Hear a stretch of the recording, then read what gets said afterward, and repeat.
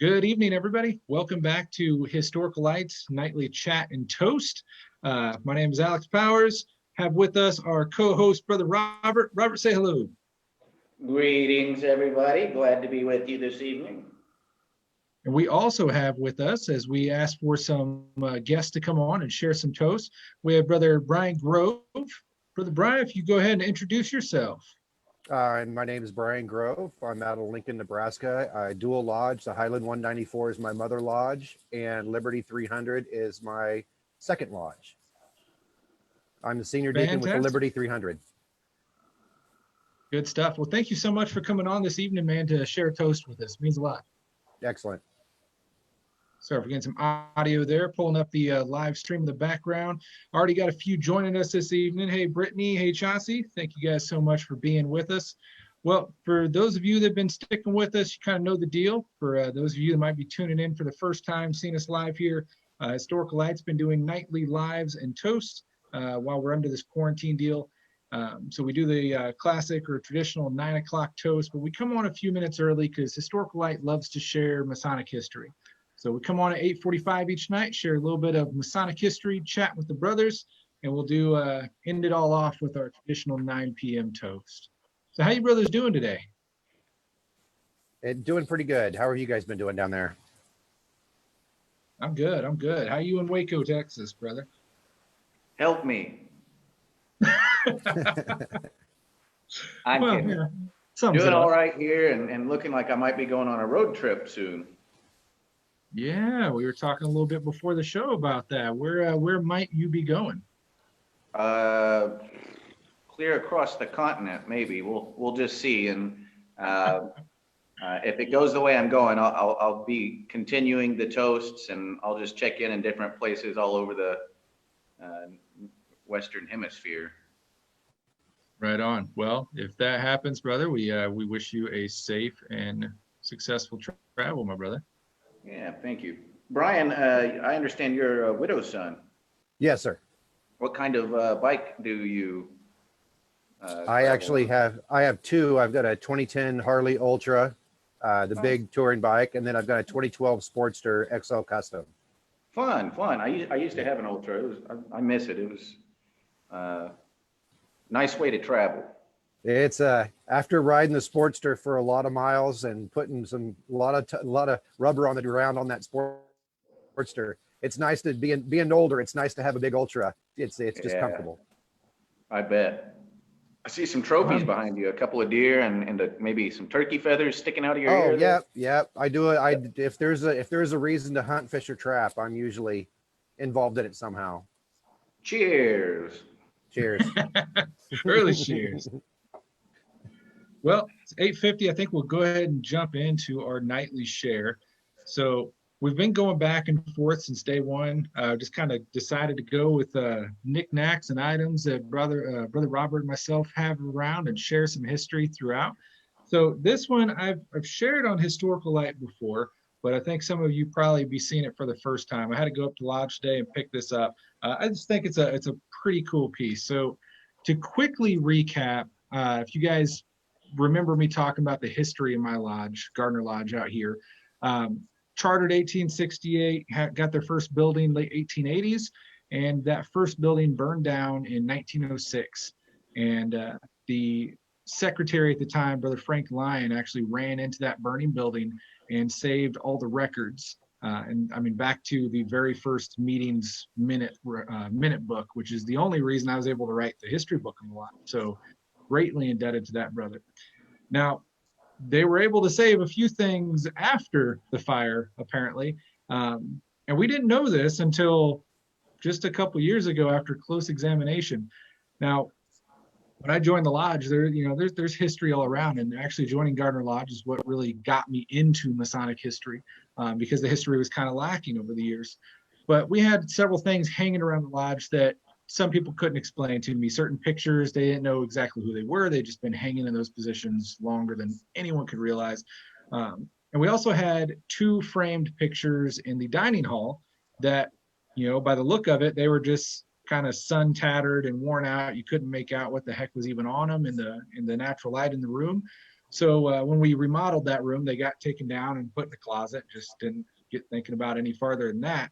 But upon further examination, it actually turned out to be the U.S. Constitution and Bill of Rights that hung on the lodge wall. And the reason they're so dark and you can't read them anymore, because if you really get down close and look at them, they're smoke damaged and they are so brittle from the heat of that fire and from, just being old in general, that this, even though these frames are old and kind of ratted around the edges, this is the frame it's going to remain in, because just by looking at it through the glass, I can tell you if I open this thing up, it would just fall to smithereens. So I don't know who got these frames. Wasn't listed in the minutes or anything, but we believe these to be from the 1906 fire. It's hard to see with the reflection on the glass of the work phone, but you get close up on the detail. I mean, you can see the smoke damage, especially it's just not going to work at all. But totally impressed when I finally found out that that's the history behind it. And those are actually a tangible piece of the building.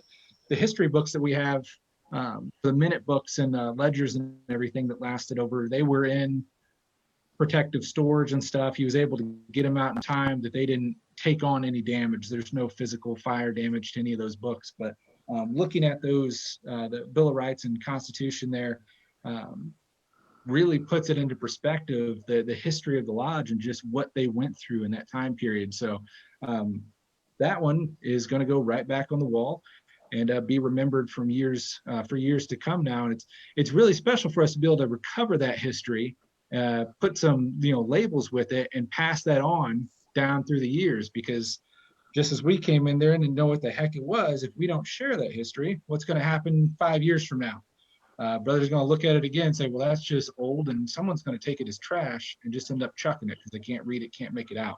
So as we've harped on so many thousands of times on Historical Light, as soon as you recover that history and find out what it is, make sure you share it with your brothers. Have you guys got anything like that around your lodge? We actually have a copy of the Constitution and Declaration of Independence in a very similar frame that looks exactly the same. It's blacked out. It's right. So black that you couldn't tell what it was. You had to look close to even figure out what it was. And no doubt. Our best guess is because of where ours was positioned, that the sun bleached it out. That's why you can't see it anymore. Right. Yeah, and that's originally what we thought, just because in that dining hall it's all windows. We just kind of figured old paper just kind of gotten the best taken out of over the years. But man, the closer you get to it and look at it, you can just see how brittle and just scorched it is, and it really just brings another level of reality to it to sit there and contemplate that. And just, wow, yeah, it's one thing to read about it. But to see something tangible from that event is a whole nother level. How about you, brother? We've got our lodge. We actually share our building with two other lodges, the 54 and the 19. And we actually, it's really neat that they've got areas within our building that have they can display each one of the lodges. They have like historical stuff, like a curio type cabinets and stuff. Just Right. Walking through there, they actually have almost like a picture board where you can flip through and look at all the different worshipful masters at each one of those lodges. And when you flip through there, I mean, if I'm not mistaken, I think our Liberty Lodge, we've been around for quite a few years. Another lodge has celebrated over 100 years in that building. So just flipping through there and seeing a lot of the past masters in that lodge is just a really cool, it's kind of a somber type of experience just looking at those pictures. Oh, indeed. Yeah, for sure. And, talking about how Gardner Lodge kind of sparked that path on Masonic history for me, it was actually just that, looking at the past master pictures. Coming into Masonry, that kind of hit as one of those token deals. You visit a lodge, you go to, the basement or a dining hall, wherever, and they've got, all these past master pictures plastered typically. We did at Lenexa Lodge where I was raised, but when I moved out to Gardner Lodge, I walked in there and you could just feel the history walking in that place. But when I got to the past master photos, it was just shy of 150 years old at the time. They had one frame with maybe 20 photos in there and a bunch of additional blanks. And it just hit me right then. It's like, wow, yeah, they're missing a lot, and maybe this is an area I can jump in and help with. Yep. And That's how it all started for me. that's kind of why I started. I actually was raised in my mother lodge where my dad was worshipful master for years. My brother was there, south of Lincoln, and I kind of got away from masonry for almost 15 years. And now I've gotten back in. I'm still do a lodge, but over at the Liberty Lodge, it's a great group. We do a lot of fundraising, and a lot of the history that's in that building itself is just amazing. Indeed, indeed. We got brother Mark Signal on here from Lincoln, Nebraska. Just found out right before the show, you guys know each other, so that's pretty awesome. And he's sharing on. He said Liberty Lodge Liberty 300 hit 100 years in 2019, Yeah. and Cotner 297 hit 100 years in 2017. Mm-hmm. Very cool stuff. See who else we got on here. We've also got brother Scott Mead joining us again. Brother Neil Selmer, awesome. Thank you guys so much for joining on. We got a whole bunch of other live. Make sure you drop a comment so we know you're here. We can't see everyone's names when you're live, but we'd love to hear from you. So let us know how it's going with you guys. And as we're nearing our toast this evening, I want to ask you guys, what are you guys toasting with? Go ahead, Brother Robert. What you got? I am repeating with a Moscow Mule, courtesy of Crystal Head Vodka. Fantastic. Awesome. Brother Dave, how about yourself? I am actually going simple and easy. I'm actually doing a 1608 Bushmill. Oh, I love Bushmill. Just keep it simple and easy and sweet. And then I've got a little bit of a little Iron Jack to go with it. So Nice. Very, very good. Well, I'm kind of pulling a repeat myself. I'm still working through this bottle of Powers whiskey. Obviously, I'm not a huge drinker, so I went to the store just like wine. I always pick it out by the label. I saw Powers. I'm like, hey, my name's Powers. I'm going to drink that. So there we go. But since we shared something from Gardner Lodge today, I'm utilizing our Gardner toasting cannons that my wife custom made for the lodge for the 150 a couple years Very ago. cool. 2018. and I'm actually utilizing on mine. I'm utilizing our Widow Sons Mid-South Rally. Our Right on. first Mid-South Rally was in Oklahoma City. And nice. so it'll be a toast to a nice toast to everybody. Alex almost started a revolution in a town near Oklahoma City where a bunch of townspeople were going to try to rush Historical Light and charge us with desecrating their ghost town. Oh, yeah. Yeah. If you guys ever get a chance, it's not that far. If you go to, we went during that rally, we went up to Guthrie and visited the old state capitol, and it's the Masonic Lodge Scottish Rite building there. That was absolutely breathtaking there. I mean, Yes. It was just amazing to see the architectural work there. The black and white tiles in some of the rooms were leather tiles. And you almost wanted to take your shoes off when you walked in there because it almost felt like that was the right thing to do. It was amazing. Indeed. Guthrie, I love Guthrie. We have been there together. You can see our cover photo on the Historical Light page. That's us at Guthrie. But I was actually scheduled to be there this past weekend, and that didn't work out, obviously, because of COVID. That is an amazing place. You are dead on with that. Mm-hmm.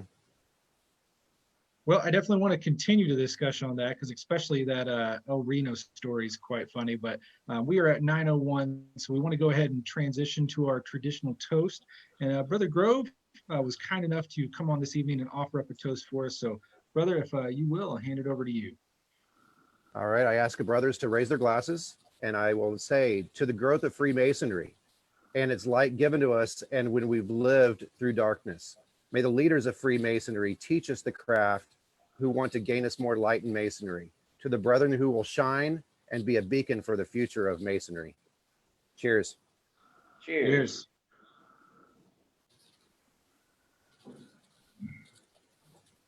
Well said, my brother. Alex, we have to stop letting guests come on the show because their toasts sound better than all of our toasts. I know. I think that's kind of the reason we started. That was a great toast. But it's it can be a yin to the yang. You guys have the historical information, and then we can do the toasts. There you go. That works. So just to bring the conversation up while we're there, it's a funny one. As Brother Robert was mentioning, we met up in Oklahoma. It was just last summer, and we went down there primarily for a photo shoot. But we worked around from what was the town that we started off in with the castle? That's Ponca City, and that's the home of E.W. Marlin, the governor of Oklahoma in the late 1920s. That's right. That was a fantastic place. We got some really cool photos there, and really enjoyed the history of that place. It was a fantastic building. But we worked our way down, went to Guthrie, got pictures at the Scottish Rite Temple there. Unfortunately, it was closed for renovations at the time, but just to be in the presence of that building is impressive. I mean, just roll down the street, it's like holy crap. But on our way out, we stopped through a town. Hold on. Yeah. We also went by the Oklahoma City Bombing Memorial Museum, which is housed inside the old Oklahoma City Masonic Temple. Yeah. Because the Oklahoma City Masonic Temple actually had its roof blown off during the Oklahoma City bombing. And that's something that I think has been sadly forgotten, but there was a Mason who was killed in that explosion, and the Masonic Temple did take heavy damage, even though the post office was the primary target, and they've since turned the Masonic Temple into a museum for the bombing that's really well done. So if you're out there and you're ever in Oklahoma City, please stop by the former Masonic Temple and current Oklahoma City Bombing Memorial. Yeah, no, that was a really good museum that they put on there. Very informative, very in your face. I mean, they did fantastic with it. And as Robert and I discussed while going through it, we were really pleasantly surprised that they didn't really hide the fact at all that it was a Masonic temple. I saw several displays where it was listed in there about being a former Masonic temple, and still on the front of it, it says Masonic temple right across the front of the building. But it was really nice, pleasant to see that they incorporated that information into the history of the museum there itself. So I thought that was really neat. But on our way out of town there, we stopped through this El Reno, Oklahoma. It was we were kind of looking for some different spots that we could get pictures in on the way.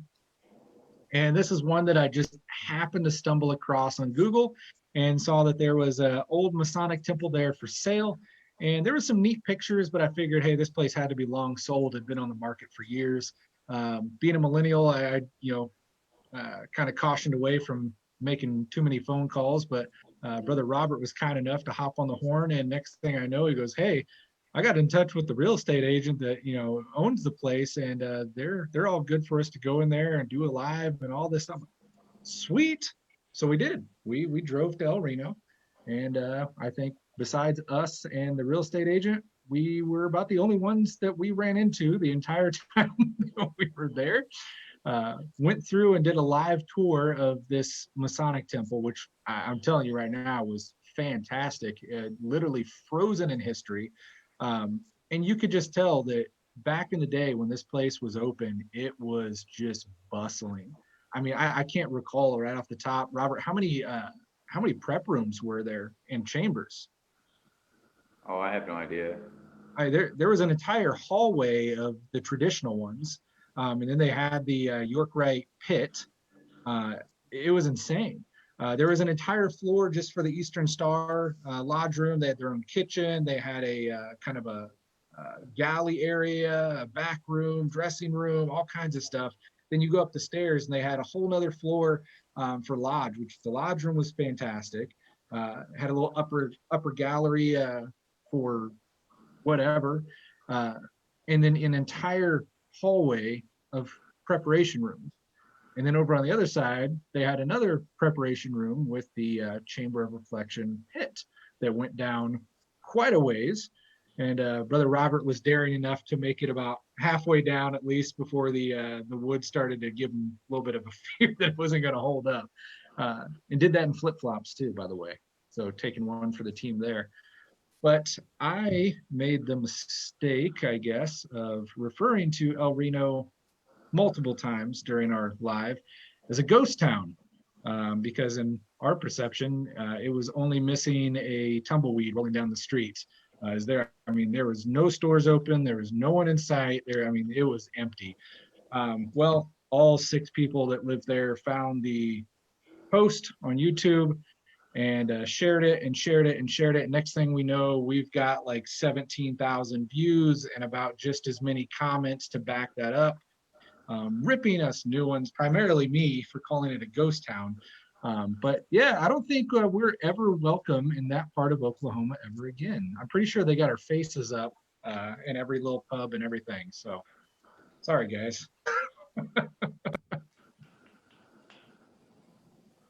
So, Brother Grove, in Widow Sons, are toasts a thing? I could imagine that the tradition of toasts could catch on well in the Widow Son culture. It is. We are here to take care of widows, take care of the kids. We do rallies to raise money for multiple charities. One of the biggest charities that comes to mind is we raised, I couldn't even tell you how much it was, at the Mid-South Rally in Oklahoma City to the Toby Keith Children's Cancer Hospital. It was amazing to go there. But when we do these rallies, we have a great time. But on top of it, when it's time to have fun, we do a lot of toasting. There's a few libations involved when we get back to our site where we're staying at. So yeah, it's a lot of fun. Very cool. Fantastic. Well, Brother Grove, it was a pleasure having you on this evening. Really, really appreciate you coming on and offering up that fantastic toast. Couldn't have said that better ourselves. To everyone watching this evening, we appreciate you all. We hope you stick with us through this time. We'll be doing these every night for the foreseeable future until we get out of this quarantine state. So join us 8:45 Central Standard Time, share a little bit of history, chat with the brothers, and end it with the traditional 9 p.m. toast. So until tomorrow, brethren and friends, stay safe, be well, save history. We'll see you all tomorrow. Take care. Take care, guys.